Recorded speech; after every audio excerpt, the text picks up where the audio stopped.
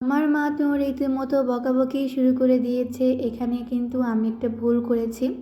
আপনারা পুরো ভিডিওটা দেখলে বুঝতে পারবেন যে আমি এখানে কি ভুল করেছি।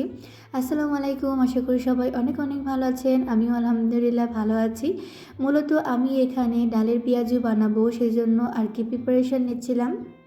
আমার এখানে যে ভুলটা হয়েছে সেটা হচ্ছে আমি পেস্ট বানিয়ে ফেলেছি জিনিসটাকে একদম।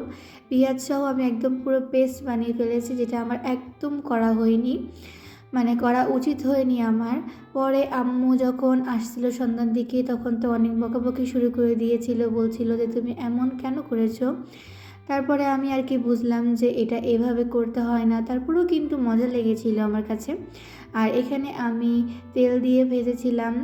আর এখানে আমার আম্মু আরও একটা বকা দিয়েছিল যে তুমি এখানে ডুবো তেল দিয়ে ভাজবা, কারণ যত কম তেল দিবা এটা তত চুষে নেবে আর কি, পেঁয়াজুটা তেলটাকে বেশি চুষে নেবে, যেটা আমার একদম করা উচিত হয়নি। আর আপনারা কিন্তু অবশ্যই এই ভুলগুলো কখনোই করবেন না।